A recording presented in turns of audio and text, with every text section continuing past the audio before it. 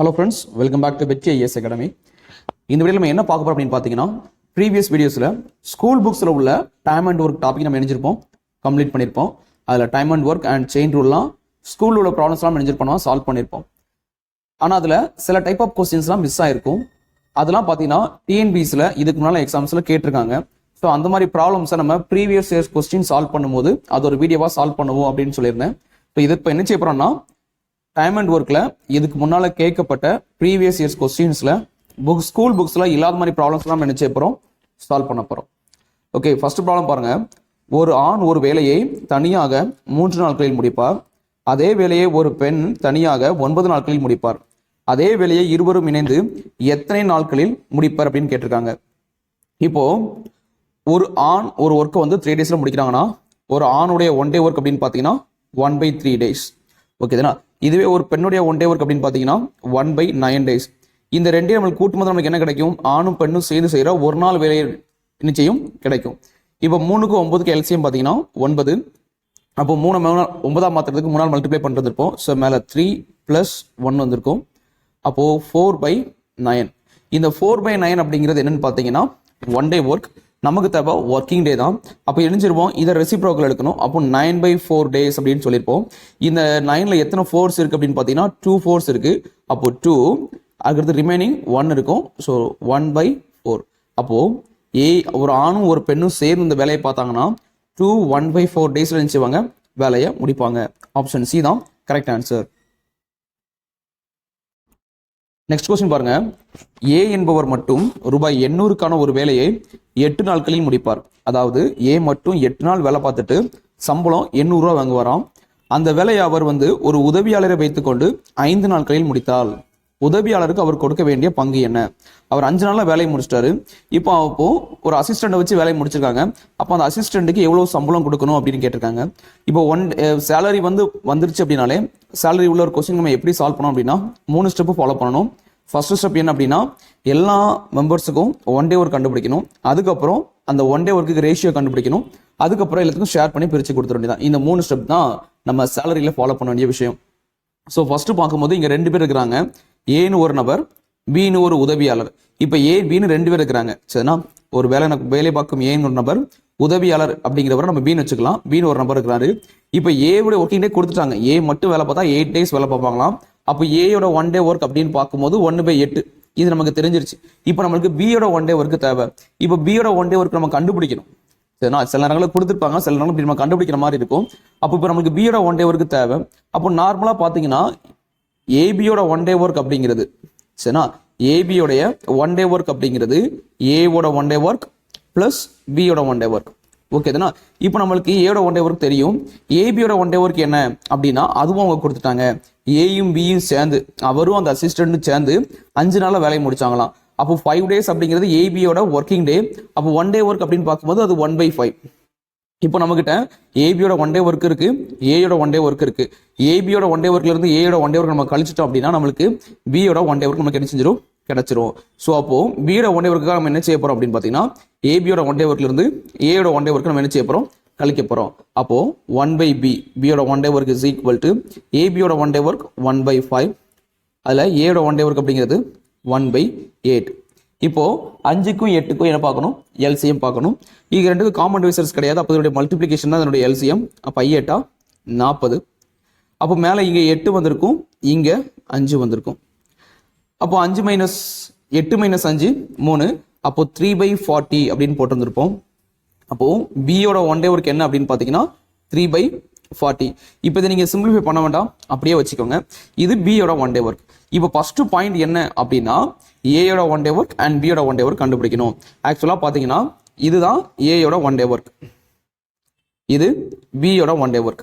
இப்போ செகண்ட் நம்ம என்ன செய்யணும் அப்படின்னு பார்த்தீங்கன்னா, இந்த ஏயோட 1 டே ஒர்க்குக்கும் பியோட 1 டே ஒர்க்குக்கும் ரேஷியோ கண்டுபிடிக்கணும். அப்போ ரேஷியோன்னு பார்க்கும்போது 1/8 is to 3/40. ரேஷியோ அப்படின்னாலே கீழே பார்த்தீங்கன்னா டினாமினேட்டரில் நம்பர்ஸ் இருக்கக்கூடாது. அப்போ இதை கேன்சல் பண்ணணும். அப்போ எல்சிஎம் எடுக்கணும். சரிண்ணா, இந்த பக்கம் 40 இருக்கு, இந்த பக்கம் 8 இருக்கு. இந்த 8 40 மாத்திரலாம். 5ஆல் மல்டிப்ளை பண்ணோம்னா இது 40 மாறிடும்.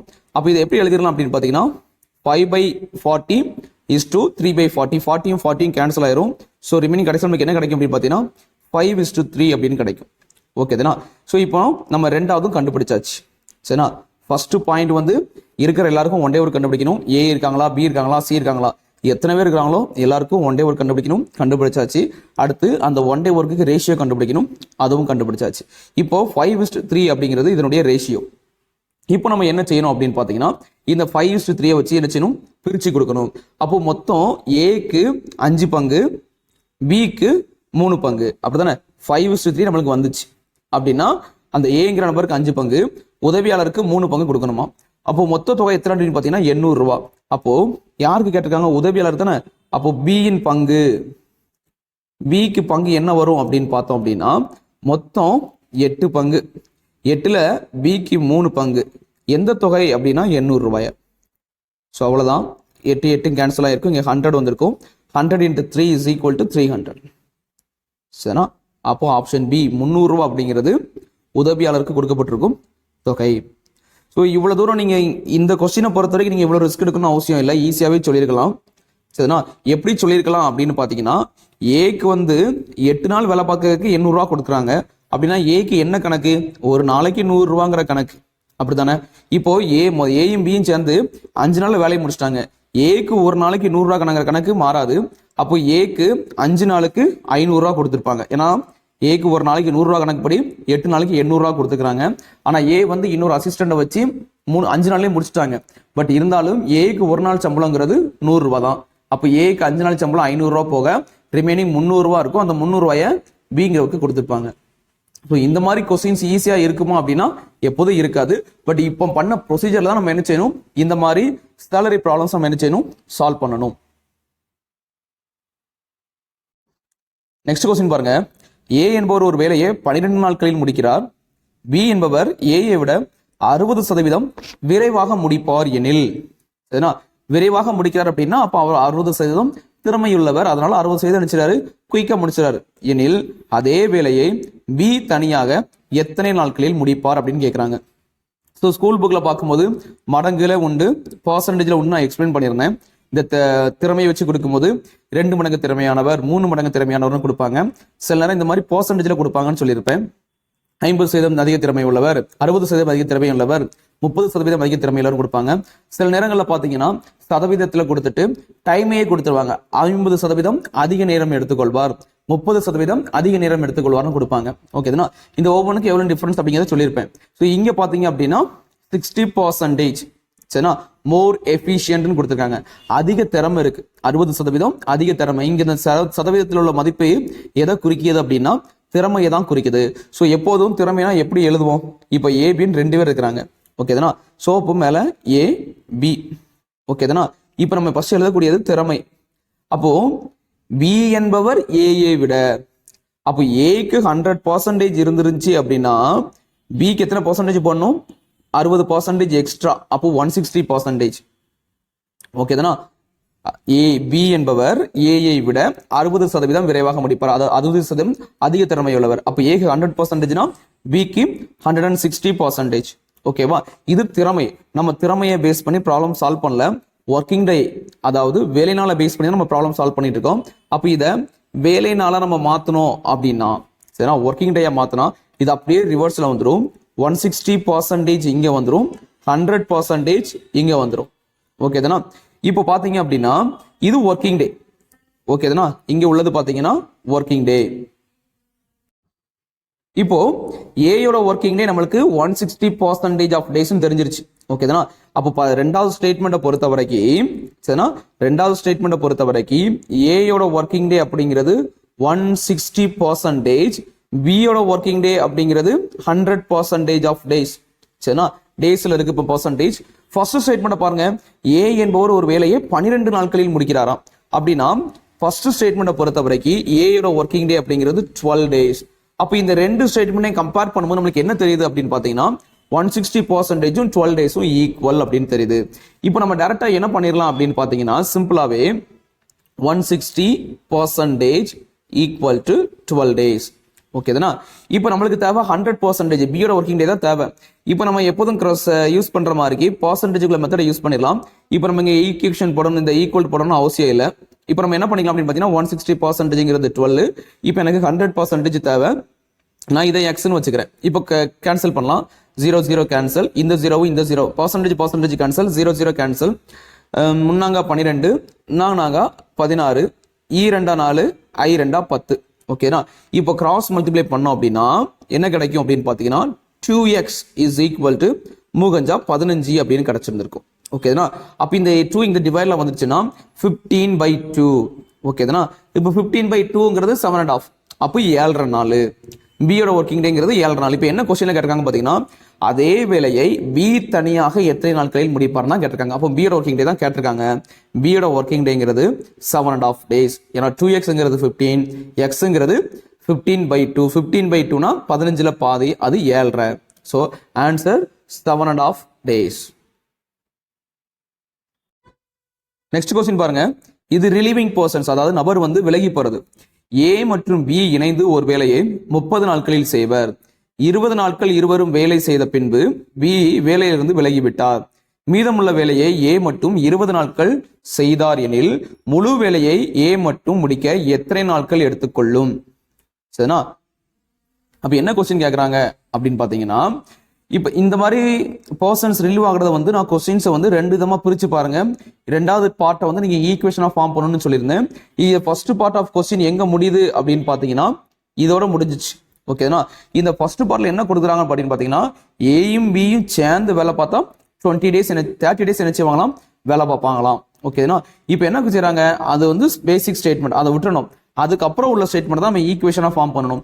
20 நாட்கள் இருவரும் இணைந்து வேலை செய்த பின்பு, அப்போ 20 days 2 பேரும் சேர்ந்து வேலை செஞ்சிருக்காங்க அப்படின்னா எப்படி ஈக்குவேஷன் ஃபார்ம் பண்ணணும் அப்படின்னு பாத்தீங்கன்னா a plus b into 20.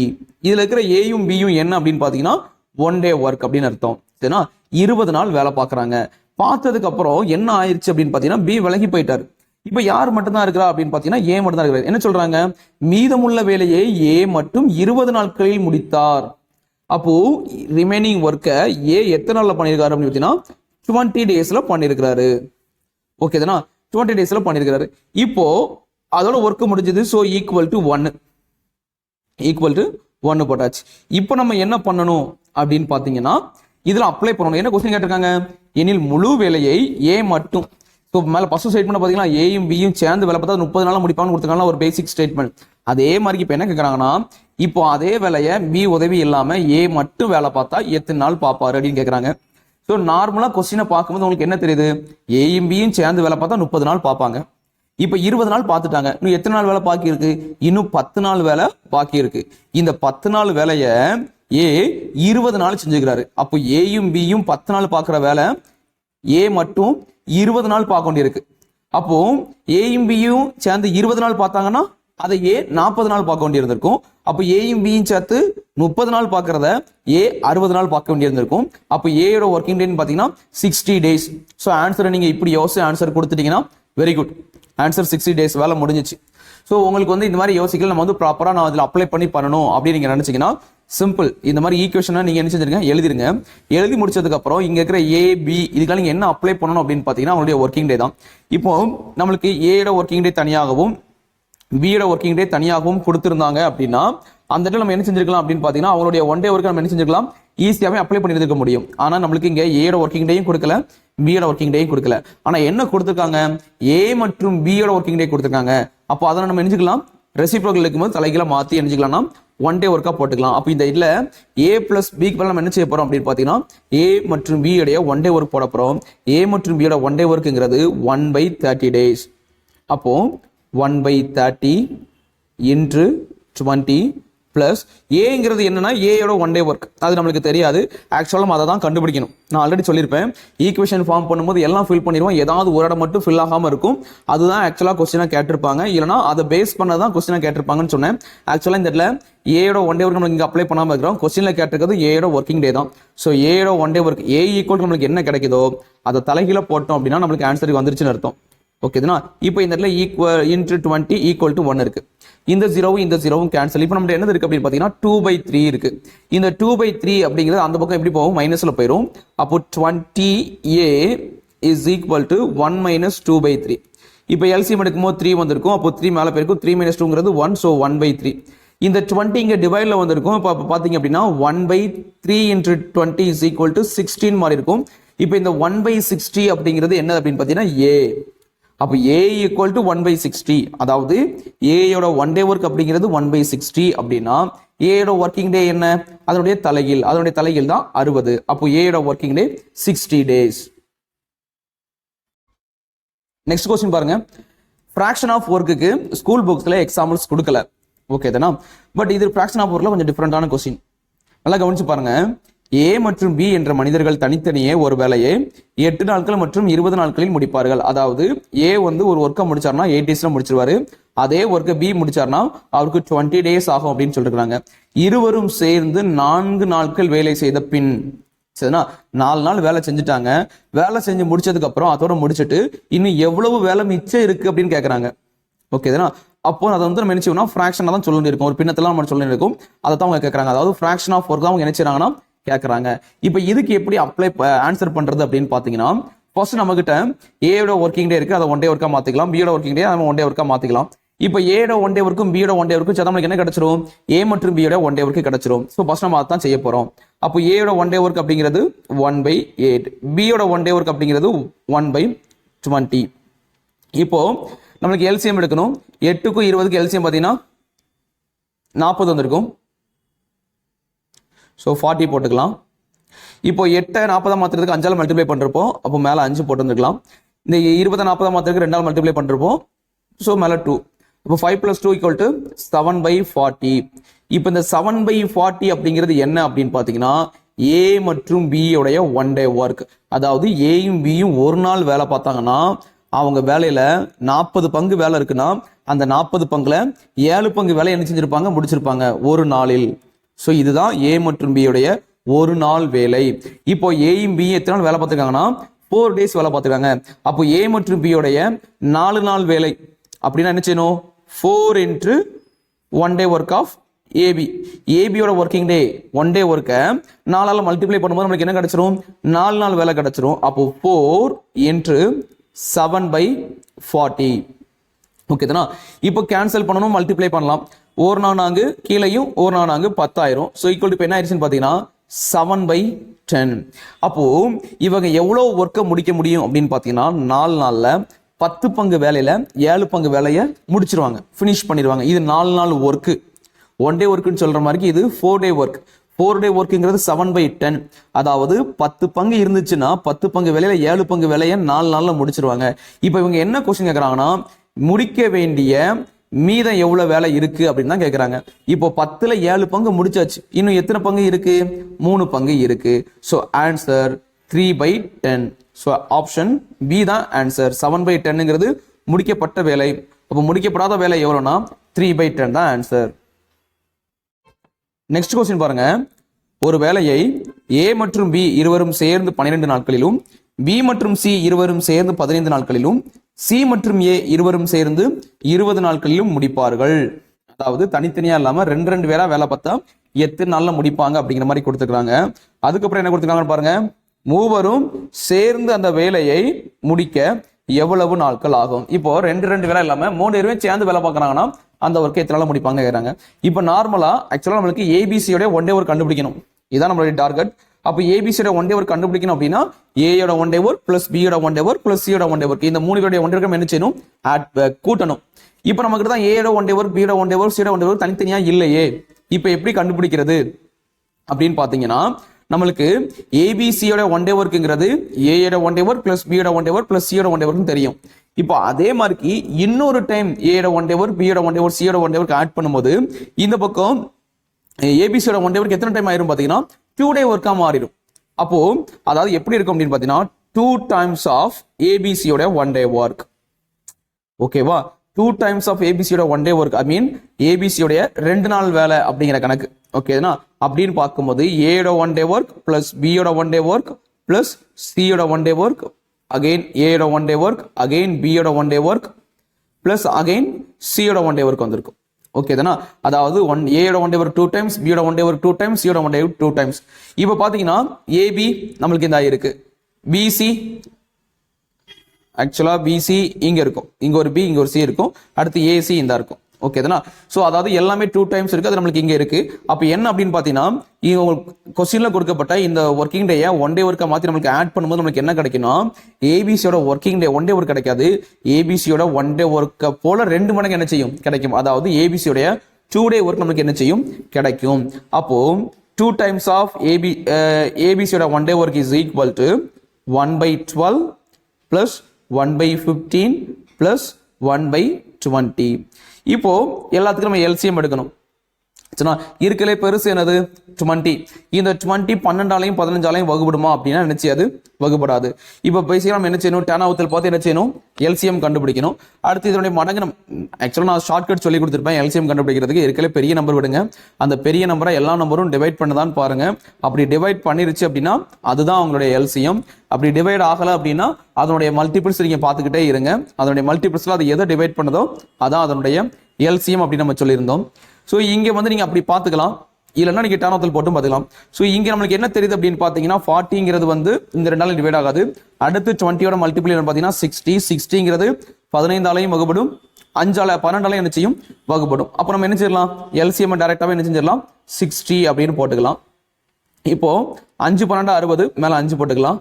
இங்கே 4 15 60, 3 20 60, 5 4 9 12. ஸோ 12/60 அப்படின்னு கிடைச்சிருக்கும். இந்த 12/60 அப்படிங்கிறது என்ன அப்படின்னு பார்த்தீங்கன்னா ஏபிசியோடைய ஒன் டே ஒர்க்கை போல 2 மடங்கு. இப்போ இந்த 2 அப்படிங்கிறத வச்சு நம்ம என்ன செஞ்சுக்கலாம் அப்படின்னு பார்த்தீங்கன்னா இந்த 12 கேன்சல் பண்ணி 6 ஆக்கிக்கலாம். இப்போ மேலே உள்ள 6ஐயும் கீழே 6ஐயும் கேன்சல் பண்ணிட்டீங்க அப்படின்னா 1/10 அப்படிங்கிறது கிடைக்கும். நான் இந்த இடத்துல எழுதுறேன் 6/16 இருக்கு, கேன்சல் பண்ணால் நம்மளுக்கு 1/10 இருக்கும். இப்போ லெஃப்ட் சைடில் நம்மளுக்கு என்ன இருக்குன்னு பார்த்தீங்கன்னா ஏபிசியோட ஒன் டே ஒர்க் தான் இருக்கு. அப்போ ஏபிசியோட ஒன் டே ஒர்க் அப்படிங்கிறது 1/10. அப்போ ஏபிசியோட ஒர்க்கிங் டே என்ன அப்படின்னு பார்த்தீங்கன்னா அதனுடைய தலைகீழ். அப்போ 1/10 தலைகீழ் என்ன வரும், 10 வரும். அப்போ answer 10 days. Option C. Next question பாருங்க, இது ரிலீவிங் பர்சன்ஸ் தான், அதாவது நபர் வந்து விலகி போறது. பட் இந்த டைப் ஆஃப் கொஸ்டின் வந்து ஸ்கூல் புக்ல இருக்காது. கவனிங்க, ஏ பி சி என்ற 3 பேர் ஒரு வேலையை முறையே 36, 54, 72 நாட்களில் முடிப்பர். இதில் ஏ என்பவர் வேலையை முடிப்பதற்கு 8 நாட்களுக்கு முன்பாகவும் பி என்பவர் 12 நாட்களுக்கு முன்பாகவும் விலகி கொண்டனர். சி என்பவர் அவ்வேலையை எத்தனை நாட்களில் முடிப்பார்? ஸோ இப்போ அதை வச்சு நம்ம என்ன செய்யணும், ஒரு ஈக்குவேஷன் ஃபார்ம் பண்ணணும். ஃபர்ஸ்ட் உள்ளதெல்லாம் ஸ்டேட்மெண்ட்லாம் பார்த்தீங்கன்னா அது பேசிக் ஸ்டேட்மெண்ட். அடுத்து நம்ம ரெண்டாவது ஸ்டேட்மெண்ட்ல தான் என்ன செய்யணும், ஈக்குவேஷனை ஸ்டார்ட் பண்ணணும். இதில் ஏ என்பவர் ஒரு வேலையை முடிப்பதற்கு 8 நாளுக்கு முன்பாகவும், இங்க ஏயும் பியும் பார்த்தீங்கன்னா ஒரு குறிப்பிட்ட நாளுக்கு முன்னாலே என்ன செஞ்சிருந்தா விலகிருந்தாங்க. எத்தனை நாள் கழிச்சு விலகுறாங்கிறத கொடுக்கல. 5 நாள் கழிச்சு விலகுறாங்க, 10 நாள் கழிச்சு விலகுறாங்கன்னு கொடுக்கல. வேலை முடியறதுக்கு 8 நாளுக்கு முன்னால, வேலை முடியறதுக்கு 12 டேஸ்க்கு முன்னால என்ன செய்யறாங்க, விலகுறாங்க அப்படின்னு கொடுக்குறாங்க. இப்போ இதுக்கு நம்ம எப்படி ஈக்குவேஷன் ஃபார்ம் பண்றது அப்படின்னு பாத்தீங்கன்னா நம்மளுக்கு டோட்டல் ஒர்க்கிங் டே தேவை. நம்மளுக்கு யாருடைய ஒர்க்கிங் டே தேவை, சி என்பவர் அவ்வேலையை எத்தனை நாட்களில் முடித்திருப்பார். அப்போ சி இங்க என்ன செஞ்சிருக்காருன்னு பாத்தீங்கன்னா, அப்போ ஃபர்ஸ்ட் ஸ்டார்ட் பண்ணும்போதே ஏபிசி முன்னேறி சேர்ந்தா வேலையை ஆரம்பிச்சிருக்காங்க. சரினா, கொஞ்ச நாள் கழிச்சு பி போயிருக்காரு. பி வந்து வேலை முடியறதுக்கு 12 நாள் தான் இருக்கு அப்படிங்கிற நேரத்துல பி விலகி போயிட்டாரு. அடுத்து ஏயும் சியும் சேர்ந்து வேலை பார்த்துருப்பாங்க. அதுக்கப்புறம் ஒரு டைம்ல பாத்தீங்கன்னா வேலை முடியறதுக்கு 8 நாள் தான் இருக்கு அப்படிங்கிற நேரத்துல ஏயும் கிளம்பிட்டாரு. ஓகேனா, ரிமைனிங் ஒர்க்கை சி மட்டும் தான் முடிச்சிருக்காரு. ஏன்னா சி விலகி போனதா சொல்லப்படல. அப்போ ரிமைனிங் ஒர்க்கை முடிச்சது சி தான். ஓகேதானா, அப்போ ஃபுல் ஒர்க்கை ஸ்டார்டிங்ல இருந்து எண்டிங் வரைக்கும் பார்த்தது யாரு அப்படின்னு பாத்தீங்கன்னா சி தான். இப்போ சி அந்த வேலையை எத்தனை நாள்ல முடிச்சிருந்தாரோ அப்போ டோட்டல் ஒர்க்கும் அவ்வளவு நாள் நடந்திருக்கு அப்படின்னு அர்த்தம். ஓகேதானா, அப்போ இப்ப சியோட ஒர்க்கிங் டே எப்படி எடுக்க போறோம் அப்படின்னு பாத்தீங்கன்னா எக்ஸ் டேஸ் அப்படின்னு எடுக்க போறோம். அப்போ சியோட ஒர்க்கிங் டே அப்படிங்கிறது எக்ஸ் டேஸ் அப்படின்னா ஏயோட ஒர்க்கிங் டே என்ன, ஏயோட ஒர்க்கிங் டே என்னவா இருக்கும் அப்படின்னு பாத்தீங்கன்னா எக்ஸ் டேஸுக்கு 8 நாளுக்கு முன்னாலேயே நினைச்சிட்டாங்க விலகிட்டாங்க. இப்போ எக்ஸ்ங்கிறது 20 டேஸ்னு வச்சுக்கிடுவோம். இப்போ 20 டேஸ்ல இருந்து 8 நாளுக்கு முன்னால்னா 12 டேஸ்ல நினைச்சிட்டாங்க ஏ வந்து அங்க இருந்து விலகி போயிட்டாங்க அப்படிங்கிற மாதிரி அர்த்தம். அப்படித்தானே, ஏ வந்து ஒரு 8 டேஸ்க்கு முன்னாலே போயிட்டாரு. அப்போ எக்ஸ் மைனஸ் 8 அப்படின்னு போட்டா கரெக்டா இருக்குமா? சரியா, எக்ஸ் டேஸ்ல மைனஸ் 8 டேஸ், 8 நாளுக்கு முன்னாடி நினைச்சிட்டாங்க ஏ விலகிட்டாங்க. அடுத்து பியோட ஒர்க்கிங் டேன்னு பார்க்கும்போது பி என்ன பண்றாங்கன்னு பாத்தீங்கன்னா 12 டேஸ்க்கு முன்னாலேயே, அப்போ X minus 12 days equal to ஒரு ஒர்க் முடிஞ்சு ஈக்குவல் டு 1. இப்போ ஏ பி சி ஒரு ஏ ஒரு பி ஒரு சி இருக்கு. ஏக்கு பதில் ஏயோட ஒன் டே ஒர்க் அப்ளை பண்ணுங்க, பிக்கு பதில் பியோட ஒன் டே ஒர்க் அப்ளை பண்ணுங்க, சிக்கு பதில் சியோட ஒன் டே ஒர்க் அப்ளை பண்ணுங்க. எல்லா எக்ஸ்ட்ரமையும் ஒரே எக்ஸ்ட்ரமா மாத்தி எக்ஸை மட்டும் ஒரு பக்கம் வச்சுட்டு மற்றதெல்லாம் இன்னொரு பக்கம் கொண்டு போயிருங்க. எக்ஸ் இஸ் ஈக்குவல் டு என்னன்னு கிடைக்குதோ அதுதான் சியோட ஒர்க்கிங் டே ஆன்சர் கிடைச்சிரும். ஓகேதானா? ஸோ நான் ஆல்ரெடி சொல்லியிருந்தேன், இந்த மாதிரி கொஸ்டின்ஸ் நீங்க கலெக்ட் பண்ணி இந்த கொஸ்டின்ஸுக்கு ஈக்குவேஷன்ஸ் மட்டும் ஃபார்ம் பண்ணி பாருங்க. ஃபுல் கொஸ்டின் நீங்க சால்வ் பண்ண அவசியம் இல்லை, ஈக்குவேஷன்ஸ் மட்டும் நீங்க ஃபார்ம் பண்ணி பாத்தீங்க அப்படின்னாலே இந்த மாதிரி கொஸ்டின்ஸ் எக்ஸாம்ல கட் பண்ணி நினைச்சிடலாம், ஈஸியாவே ஆன்சர் பண்ணிடலாம். ஓகே, இது வரைக்கும் பாத்தீங்க அப்படின்னா நம்ம டைம் அண்ட் ஒர்க்ல இதுக்கு முன்னால டிஎன்பிசில கேட்ட ப்ரீவியஸ் இயர்ஸ் கொஸ்டின்ஸ் எடுத்து நம்ம நினைச்சுக்கிறோம், ஸ்கூல்ல இல்லாத புக்ஸா பார்த்து கொஸ்டினா பார்த்து நம்ம நினைச்சிருக்கிறோம், சால்வ் பண்ணிருக்கிறோம். ஓகே தானா? இதே மாதிரிக்கு செயின் ரூல்லையும் நம்ம என்ன செய்யலாம் அப்படின்னு பாத்தீங்கன்னா ஸ்கூல்ல இல்லாத கொஸ்டின்ஸ் அண்ட் ப்ரீவியஸ் இயர்ஸ்ல கேட்ட கொஸ்டினா பார்த்து நம்ம என்ன செய்வோம், ஃபியூ கொஸ்டின்ஸ் நம்ம என்ன செய்யலாம் நெக்ஸ்ட் வீடியோல நம்ம என்ன செய்வோம், சால்வ் பண்ணுவோம். தேங்க்யூ.